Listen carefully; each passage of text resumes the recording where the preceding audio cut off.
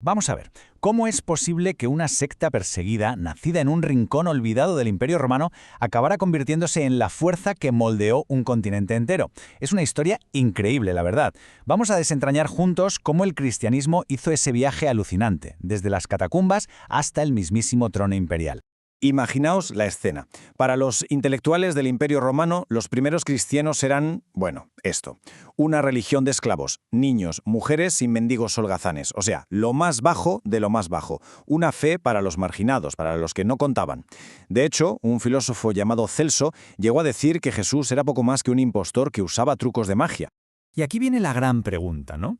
¿Cómo es posible que esta fe, vista con tanto desprecio, acabara conquistando al imperio más poderoso de la Tierra? Porque, ojo, no hablamos de una conquista con espadas, fue algo mucho más profundo, una revolución de la mente y del espíritu, una transformación, pues casi impensable. Venga, pues empecemos este viaje, un viaje que nos va a llevar desde los márgenes más absolutos de la sociedad romana hasta el corazón mismo del poder. A ver, que quede claro. El problema para Roma no era que los cristianos tuvieran un dios más. Roma tenía dioses para aburrir y era muy tolerante con eso. No, el lío era otro. Era una cuestión de lealtad. ¿Quién manda al final? Para Roma el emperador era casi un dios en la tierra, la garantía del orden. Pero los cristianos decían, un momento, nuestra lealtad última es solo para Dios. Y claro, eso los convertía en una amenaza directa para el Estado. Y fijaos en la cronología, porque es de vértigo. En menos de 400 años, la cosa dio un giro de 180 grados. Pasamos de las persecuciones brutales de Nerón a que el emperador Teodosio dijera, esta es la religión oficial. Es que es una expansión lenta, sí, pero imparable. Pensemos que una minoría a la que perseguían, que no llegaba ni al 10% de la gente, acaba siendo la fe del imperio. Una auténtica revolución silenciosa, pero total. Pero cuidado, que esto no fue solo un cambio en la ley. La cosa caló mucho más hondo. La ética cristiana empezó, poco a poco, a cambiar las costumbres de un mundo que era, seamos sinceros, bastante brutal. De repente, se prohíben cosas como la crucifixión o los juegos de gladiadores. Se empieza a proteger a los más débiles. Se introducen ideas que hoy nos parecen de cajón, pero que en ese momento eran una auténtica bomba, como tener un día de descanso a la semana. Bien, y ahora tenemos que ir al origen de todo esto, claro, a su fundador, a Jesús, y a un mensaje que fue totalmente radical. Rompió todos los esquemas de su época. A ver, ¿qué es lo que se esperaba en Judea en aquel momento? Pues un mesías político, un líder militar que echara a los romanos a patadas, un rey guerrero. Y llega Jesús y le da la vuelta a todo. Se presenta no como un libertador de Roma, sino como un libertador del pecado. Su mensaje no era para una sola nación, era para todo el mundo. Y claro, esta postura lo convirtió en alguien muy, muy peligroso, tanto para las autoridades judías como para los propios romanos. Y sus enseñanzas eran dinamita pura para la época. Hablar de venderlo todo para dárselo a los pobres, de perdonar, de amar a los enemigos, en un mundo que se basaba en el poder, en el honor y sobre todo en la venganza. Esto era impensable. No es que fuera algo nuevo, es que atacaba directamente los cimientos del orden social. Y su final fue la máxima humillación posible. La crucifixión no era una muerte cualquiera, estaba reservada para lo peor de lo peor. Criminales, esclavos, rebeldes, era el fracaso hecho espectáculo. Para cualquiera que lo viera, aquello era sin duda el punto y final de un movimiento que no había llegado a ninguna parte. Pero aquí viene el giro de guión definitivo. Para sus seguidores ese no fue el final. La creencia en la resurrección lo cambió absolutamente todo. Convirtió a un puñado de seguidores muertos de miedo y escondidos en un movimiento imparable, convencido de que habían vencido a la propia muerte. San Pablo lo deja clarísimo. Si Cristo no resucitó, todo esto no sirve para nada. La fe es vana, así de simple.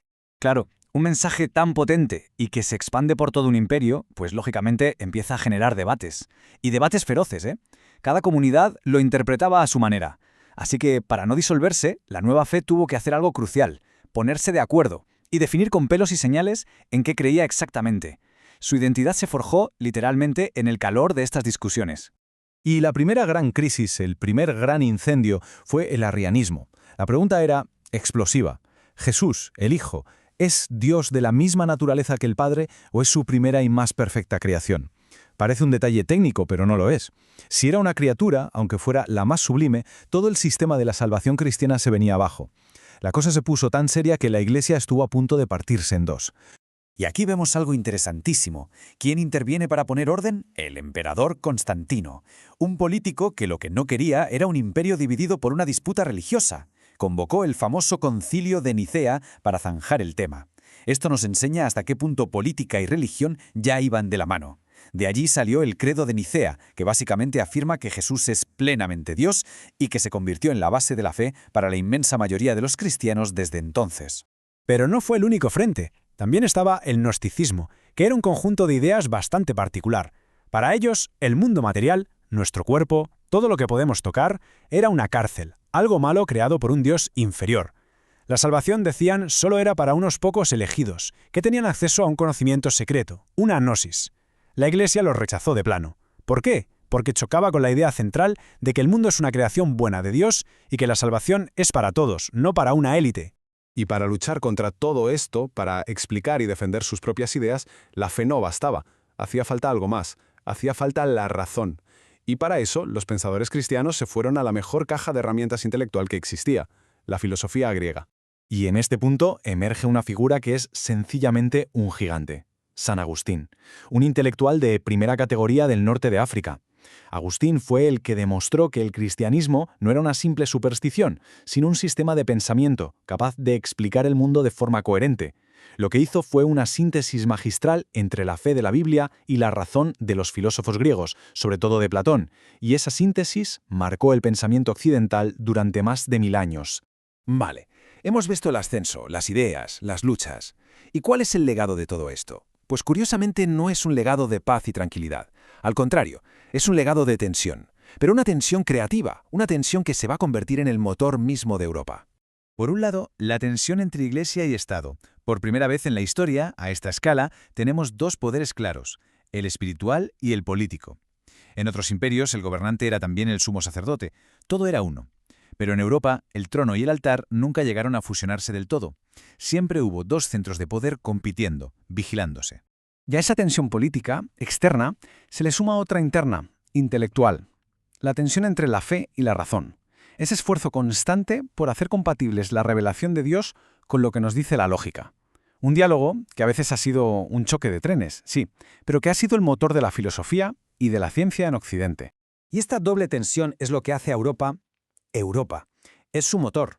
Por un lado, la lucha entre papas y emperadores evitó que nadie tuviera un poder absoluto, totalitario. Y por otro, el debate entre la razón griega y la fe de Jerusalén creó una curiosidad, una inquietud intelectual que no se ha visto en otro sitio. Por eso es un error decir que el cristianismo destruyó Roma. Más bien fue todo lo contrario. Cuando el imperio de Occidente se vino abajo, la única institución que quedó en pie fue la Iglesia. Y fue ella la que guardó como un tesoro el latín, el derecho romano, la cultura clásica. Fue el puente que conectó el mundo antiguo con la Edad Media. Al final fue mucho más que una religión. Fue, por así decirlo, la matriz espiritual de Europa. Le dio a pueblos muy distintos un alma común, unas reglas del juego morales compartidas y una idea de misión universal que iba más allá de sus pequeñas fronteras. Y ese legado, que nadie se engañe, sigue muy vivo. Cuando hoy discutimos sobre la dignidad de la persona, sobre la justicia social o sobre qué es moral y qué no lo es, estamos bebiendo de las fuentes de esa revolución espiritual. La conciencia que nació en aquellas catacumbas, 2 milenios más tarde, nos sigue mirando a los ojos y nos sigue planteando preguntas. Preguntas que son tan importantes y desafiantes hoy como lo fueron en tiempos de la antigua Roma.